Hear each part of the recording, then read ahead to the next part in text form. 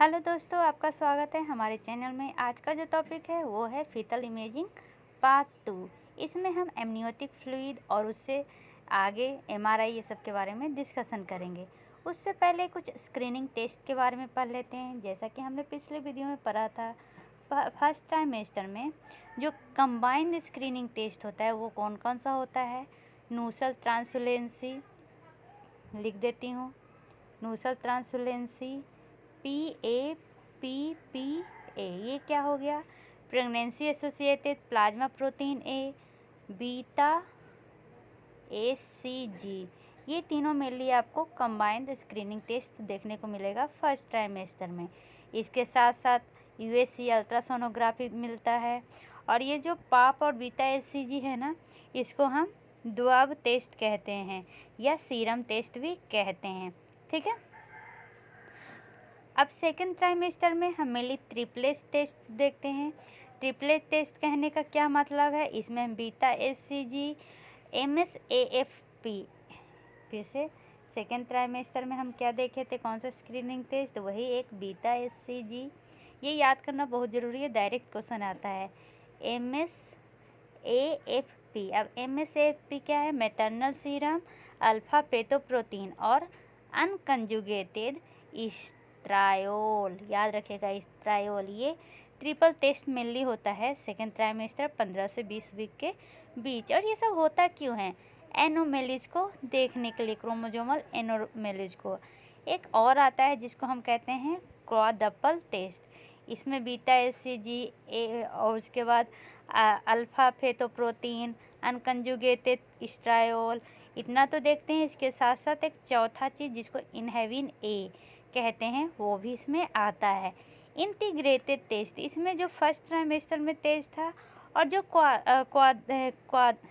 था, quadruple test था, उन दोनों को ऐड करके देते हैं। तो इसका जो डिटेक्शन रेट होता है वो 94 से 96% ये एनोमलीज को प्योर है कि सही कर देता है, माने जांच लेता है। ठीक है। फर्स्ट स्क्रीनिंग टेस्ट था वो 11 से 13 वीक के बीच में था। सेकेंड वाला 15 से 20 वीक में है। अब अगर आपको डाउन सिंड्रोम है तो डाउन सिंड्रोम में आप कैसे याद रखिएगा? मेनली डाउन सिंड्रोम में क्या हाई रहता है ये याद रखिए। बीटा ACG हाई रहता है और इनहेविन हाई रहता है। बाकी सब क्या रहते हैं? लो रहते हैं। तो इसे याद रख सकते हैं, डाउन सिंड्रोम में क्या है? हाई है, H से ACG और I से इनहेविन। ठीक है। बाकी सब लो रहता है। तो इसी में अगर कोई क्वेश्चन पूछ देगा कि first trimester marker down syndrome के लिए क्या क्या है, और उसमें से एग्जाम्पल दे देगा। ठीक है। क्या है? पहला तो decrease AFP, decrease PAPPA, increase ACG, increase nuchal translucency. Question क्या है? First trimester marker for Down syndrome except. तो आप तो देखने लगेगा, अच्छा हाई में H और I बढ़ता था, बाकी सब घटता था, मतलब कि ये होगा। गलत सोच है। सबसे पहले हाई और लो जाने के पहले आपको याद क्या रखना है कि फर्स्ट ट्राइमेस्टर में मार्कर कौन कौन सा था? तो मार्कर था एंटी, पाप, और कौन सा था? तो ACG। ये जो है वो सेकेंड ट्राइमेस्टर में है। ठीक है। यहाँ तक समझने में कोई भी प्रॉब्लम नहीं है। चलिए, इसके बाद हमने डिस्कस किया था नॉन इन्वेसिव प्रीनेटल टेस्टिंग में। ये मेनली एनोमेलीज को कंफर्म करता है। अगर जैसे कि आप तीन टेस्ट अभी पढ़े थे, जैसे कौन कौन सा? ACG, PAPPA और NT। मान लीजिए कि ये दोनों क्या है कि कोई भी एनोमेलीज नहीं है, लेकिन ये पॉजिटिव हो गया, तो इसको कंफर्म करने के लिए हम क्या करते हैं? NIPT, इसका फुल फॉर्म क्या होता है? Non invasive prenatal testing. ये सिर्फ स्क्रीनिंग टेस्ट है। अगर ये नेगेटिव आ गया तो इन्वेसिव टेस्ट करने की कोई भी ज़रूरत नहीं है। अगर ये नेगेटिव नहीं आके पॉजिटिव आया, तब हम क्या करते हैं? तब हम करते हैं इन्वेसिव टेस्ट।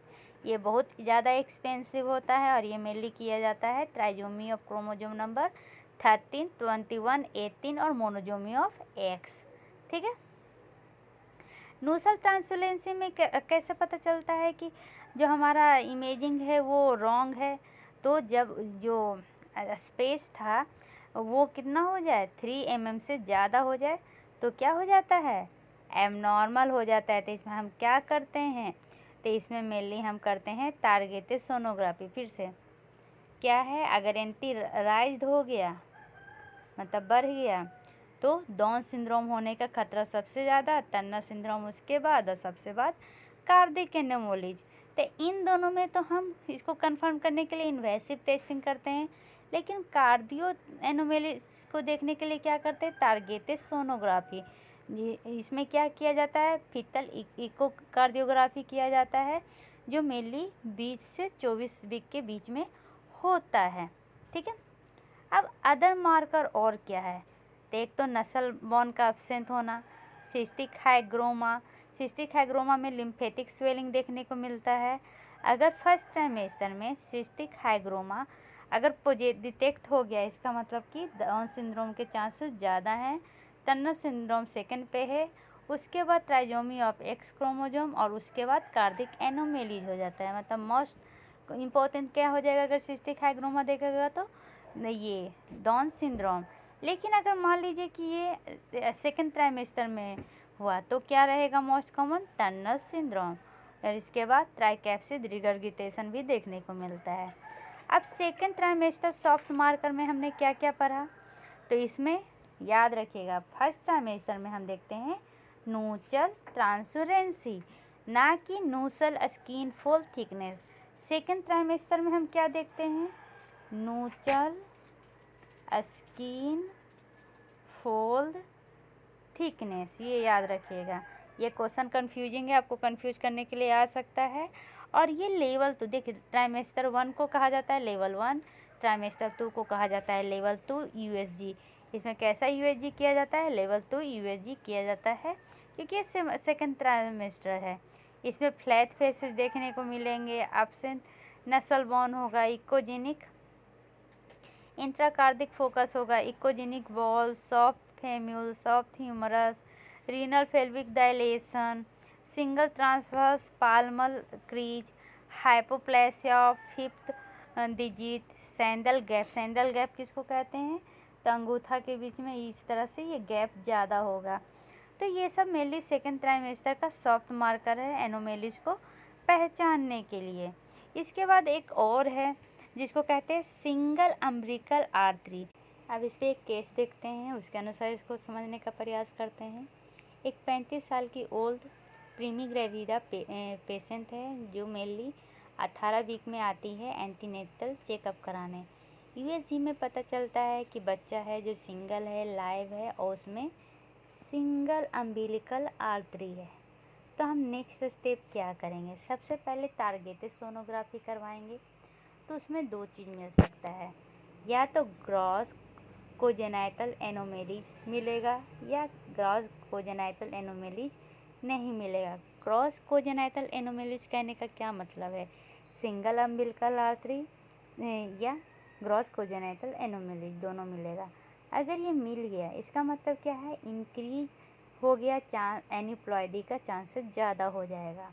तब हम क्या करवाएंगे, कैरियोटाइप करवाएंगे। कैरियोटाइप क्या है, एक इन्वेसिव टेस्टिंग है। ठीक है। अगर नहीं मिला इसका मतलब कि pregnancy still at risk, pregnancy में कुछ रिस्क है, जैसे कि abortion, intrauterine growth retardation, preterm, ये पेरीनेटल मॉर्बिडिटी।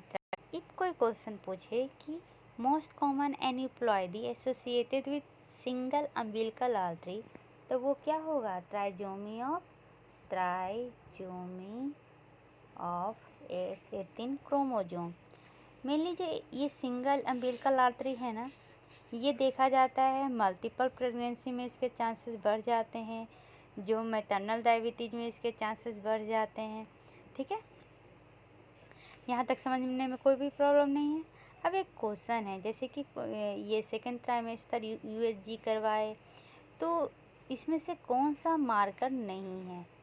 पहला तो single umbilical artery, choroid plexus cyst, duodenal atresia, nuchal skin fold thickness. तो नूचर स्किन फोल्ड थिकनेस तो था, सिंगल अम्बिलिकल आर्टरी था। अब कन्फ्यूजन है डियोडनम एथ्रेसिया में और कोराइड प्लेक्सस सिस्ट में। तो ये जो कोराइड प्लेक्सस सिस्ट है ना, ये एक आइसोलेटेड मार्कर होता है और ये इंक्रीज होता है कब? डाउन सिंड्रोम में। तो ये जो है ना वो सेकेंड ट्राइमेस्टर में मेनली देखने को नहीं मिलता है। इन्वेसिव फीटल टेस्टिंग, इसमें हम मेनली ये फीटल टिश्यू लेते हैं, कैरियोटाइपिंग करते हैं, ठीक है। तो इसमें हम 3 चीज़ के बारे में पढ़ेंगे। जो फर्स्ट ट्राइमेस्टर में लिया जाता है chronic villous sampling, second trimester में अमाइनो सिंथेसिस, AMNIO, CENTESIS, और जो ये सेकेंड ट्राइमेस्टर के बाद होता है, यह कह सकते हैं कि 18 से 20 वीक के बीच होता है, तो उसको कहते हैं कॉर्डोसिंथेसिस, CORDOCENTESIS। तो तीनों में डिफरेंस से पढ़ते हैं तो ज़्यादा समझ में आएगा।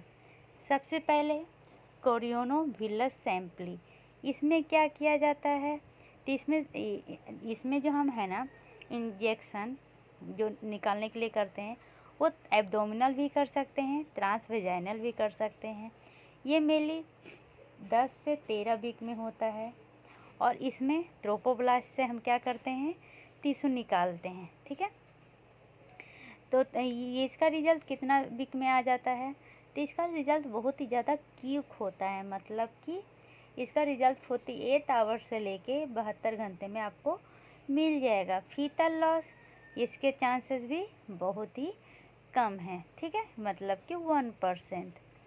एमनियोसिंथेसिस, ये 15 से 20 वीक में होता है और कॉर्डोसिंथेसिस ये 18 वीक से ज़्यादा 20 वीक तक होता है, ठीक है। एमनियोसिंथेसिस में हम सिंपल क्या कहते हैं? ये इंजेक्शन करते हैं और एमनियन को बाहर निकाल देते हैं। इसमें जो निकाला जाता है वो क्या होता है? तो इसमें एमनियोसाइट, मतलब कि इसमें डिफ्रेंशिएटेड सेल नहीं होते हैं, तो इसका पहले हम कल्चर करते हैं। तो इसका जो रिजल्ट आने में टाइम लगता है वो 7 से 10 दिन तक होता है, ठीक है, क्योंकि इसमें फीटल डर्मल फाइब्रोब्लास्ट प्रेजेंट होते हैं। तो इसमें फीटल लॉस के चांसेस भी कम होते हैं, 0.5%। कॉर्डोसिंथेसिस, इसमें क्या है? कॉर्ड से हम निकालते हैं एमनियोटिक फ्लूइड। तो सैंपल, अब देखिए कॉर्ड तो बहुत बड़ा होता है, मतलब कि ये बेबी है तो इसका बहुत बड़ा कॉर्ड है। तो इधर जो कॉर्ड है वो क्या होगा? वो फ्लूइड में घूमते फिरते रहेगा, तो उसमें डायरेक्ट इंजेक्शन डालना बहुत डिफ़िकल्ट होता है। इसलिए जो प्लासेंटा के पास कॉर्ड होता है उससे मेनली सैंपल निकाला जाता है। तो ये इसमें क्या कह सकते हैं? फीटल ब्लड लॉस हो सकता है। अम्बिलिकल वेन से सैंपल लिया जाता है, अम्बिलिकल वेन लार्जर होता है इसलिए। और इसमें क्या हो सकता है कि अगर मान लीजिए कि ये इसके कारण अम्बिलिकल आर्टरी का हम सैंपल लिए तो इसमें वैसोस्पाज्म होगा, तो फीटल ब्रेडिकार्डिया होने का चांस है, ठीक है। तो इसलिए इसमें फीटल लॉस होने के चांसेस कितना है? तो 1.5 से 3%। तो इस तरह से हम डिफ्रेंशिएट भी कर सकते हैं। अगर 10 वीक से पहले हम ये किए तो लिम्ब रिडक्शन डिफेक्ट होने का डर है, ठीक है। अगर कोई पूछे the best way of diagnosis Down syndrome during second trimester of pregnancy, तो इसका आंसर होगा एमनियोसिंथेसिस। दूसरा क्वेश्चन क्या है? Karyotyping of fetus can be done through the invasive method except, तो फीटल स्किन बायोप्सी जो है वो कैरियोटाइपिंग में नहीं आता है, ठीक है। यहाँ तक समझने में कोई भी प्रॉब्लम नहीं है। अब ये जो हम तीनों पढ़ रहे थे अभी इन्वेसिव, कौन कौन सा? CVS, AC और CC, ये तीनों कैरियोटाइप है, कैरियोटाइप एग्जामिनेशन है। इसमें सिंगल जीन डिसऑर्डर को ही हम डिटेक्ट कर सकते हैं या फीटस के इन्फेक्शन को, ठीक है। अब मान लीजिए कि क्रोनिक विलस सैम्पलिंग करवाए तो उसमें हम क्या क्या डायग्नोसिस कर सकते हैं? तो फिनाइलकीटोन्यूरिया, डाउन सिंड्रोम, थैलेसीमिया, ये सब एन्यूप्लॉयडी को हम आराम से इसमें ये डिटेक्ट कर सकते हैं, लेकिन न्यूरल ट्यूब डिफेक्ट नहीं, क्योंकि ये फोल्डिंग का डिफेक्ट है ना, एन्यूप्लॉयडी थोड़ी है। ईजी समझने का। तो अगर कोई पूछे कि बेस्ट मार्कर क्या होता है ओपन न्यूरल ट्यूब डिफेक्ट का, तो उसका आंसर होगा AF एसिटाइल स्टरेज। ठीक है, और ये एक इन्वेसिव प्रोसीजर है। अब ये लास्ट क्वेश्चन है, उसके बाद टॉपिक पे आ जाएंगे। एक 30 साल की वूमेन है जिसको ऑलरेडी एक डाउन सिंड्रोम का बच्चा होया हुआ है। वो आई है एंटीनेटल काउंसलिंग के लिए। उसका भी जो बेबी है वो 10 वीक का है, और उसको रिस्क है कि ये जो सेकंड वाला है उसको भी ना हो जाए। तो बताइए कि चांसेस कितने हैं। तो अगर इसके चांसेस की बात करें तो चांसेस तो 100% होंगे। क्यों? क्योंकि ये ट्रायल हो चुका है। और ये मेनली क्यों हुआ है? तो ट्रांसलोकेशन के कारण, क्योंकि ऑलरेडी फैमिली में किसी एक को हो चुका है। तो हम इसमें करवाएंगे क्या? तो डायरेक्ट इन्वेसिव टेस्टिंग कराएंगे। उसको फर्स्ट ट्राइमेस्टर कंबाइन स्क्रीनिंग करवाने की कोई भी ज़रूरत नहीं है, क्योंकि ऑलरेडी डिटेक्टेड है कि बच्चे को हुआ है।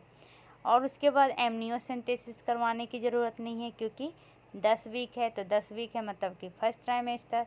तो CVS हम करवाएंगे। ठीक है, हमेशा चेक कीजिए अफेक्टेड साइट का कैरियोटाइप। कैरियोटाइप में क्या चेक करेंगे कि डिसजंक्शन है या ट्रांसलोकेशन है, मतलब नॉन डिसजंक्शन टाइप है या ट्रांसलोकेशन टाइप है। अगर ट्रांसलोकेशन टाइप है तो T2121 है या अदर है। अगर T2121 रहेगा, इसका मतलब कि बच्चों में जाने का रिस्क 100% है, लेकिन अदर रहेगा तो चांसेस कम हो सकते हैं। ये मेनली डिनेवो प्रोसेस को फॉलो करता है। अब चलिए एमनियोटिक फ्लूइड के बारे में थोड़ा डिस्कशन कर लेते हैं। एमनियोटिक फ्लूइड एक कलरलेस सब्सटेंस होता है जो मेनली फीटस उसमें हमारा फ्लोटिंग करते रहता है। एमनियोटिक फ्लूइड ही मेनली फूड का काम करता है हमारे एम्ब्रायो के लिए। ये कंपोनेंट होता है मेन इवैल्यूएशन के लिए सेकेंड और थर्ड ट्राइमेस्टर में। इसमें दो तरह के डिसऑर्डर मेनली दिखते हैं, ओलिगोहाइड्रोएमियोन और पॉलीहाइड्रोएमियोन। ओलिगो कहने का क्या मतलब है? एमनियोटिक फ्लूइड जितना प्रोडक्शन होना चाहिए उससे कम होया है, और पॉली मतलब जितना प्रोडक्शन होना चाहिए उससे ज़्यादा हुआ है। तो इसका मेजरमेंट हम मेनली दो तरह से करते हैं। एक तो सिंगल डिपेस्ट वर्टिकल पॉकेट को देख के, और दूसरा मेनली हमारा यूट्रस को 4 पार्ट में डिवाइड किया हुआ रहता है। यही 4 पार्ट का सम टोटल, जिसको हम कहते हैं एमनियोटिक फ्लूइड इंडेक्स, इन्हीं दोनों से हम मेनली मेजर करते हैं हमारे एमनियोटिक फ्लूइड को। अब ये जो हमारा डीपेस्ट वर्टिकल पॉकेट है ये 2 से 8 के बीच में नॉर्मल होता है, लेकिन अगर 2 से कम हो जाए तो ओलिगोहाइड्रोएमियोन और 8 से ज़्यादा हो जाए तो पॉली। और अगर एमनियोटिक फ्लूइड इंडेक्स की बात करें तो इसका नॉर्मल रेंज 8 से 24 सेंटीमीटर होता है। 8 से कम हो जाए तो ओलिगोहाइड्रोएमियोन और 24 से ज़्यादा हो जाए तो पॉलीहाइड्रोएमियोन होगा। ठीक है, अब जो है ना ये एमनियोटिक फ्लूइड फीटल स्किन से भी निकलता है जब तक कि वो केराटिनाइज ना हो जाए। केराटिनाइज कब होता है? 22 वीक में। फीटल यूरिनेशन मेन सोर्स होता है एमनियोटिक फ्लूइड का सेकेंड हाफ ट्राइमेस्टर में। यूरिन प्रोडक्शन मेनली 8 से 11 वीक तक स्टार्ट हो जाता है, लेकिन ये मेनली प्रोडक्शन स्टार्ट करता है सेकेंड ट्राइमेस्टर में। 25 वीक होते होते डेली प्रोडक्शन कितना होगा एमनियोटिक फ्लूइड का? 100 cc, टर्म में 600 cc। ठीक है, amniotic fluid mainly respiratory tract fluid भी है, वो भी सेक्रिएट करता है। अब ये मेंटेन कैसे होता है? तो ये जो फीटल है उसको ऑब्जर्व कर लेता है अपने रेस्पिरेटरी ट्रैक के द्वारा या GIT के द्वारा। तो इस तरह से वो मेंटेन करता है एमनियोटिक फ्लूइड को, क्लियरेंस को। तो कितना है कंज्यूम कर लेता है? 200 से 500 cc पर डे। ठीक है, वही बता रहा है 12 वीक में कितना होता है एमनियोटिक फ्लूइड वॉल्यूम? 60 cc। ये एवरेज है, यहाँ पे रेंज दिया हुआ है, ये एवरेज है, यहाँ पे रेंज दिया हुआ है। ठीक है, टर्म के समय 900 होता है और पोस्ट टर्म में कम हो जाता है। ऐसा क्यों? क्योंकि टर्म के समय हमारा फेटस क्या हो जाता है, बड़ा हो जाता है, ज़्यादा उसका सॉलोइंग और जीआई ऑब्जर्प्शन चालू हो जाता है। ठीक है। सिंगल वर्टिकल पॉकेट हम कब एज्यूम करते हैं और एमनियोटिक फ्लूइड इंडेक्स कब? तो सिंगल वर्टिकल पॉकेट हम जब गेस्टेशन एज 24 वीक से कम रहे तब, और अगर 25 वीक से ज़्यादा हो जाता हम एमनियोटिक फ्लूइड इंडेक्स देखते हैं। ठीक है। तो इस तरह से ये दोनों मैंने पहले ही बता दिया है। प्लासेंटा से पहले हम आपसे कुछ डिस्कशन करने जाएंगे जो फीटल एनाटोमी है ना, उसमें क्या क्या प्रॉब्लम आता है, क्योंकि ये सब इसी का पार्ट है जिसमें हम स्कैन करके देखते हैं। तो चलिए पहले उसका डिस्कशन करते हैं।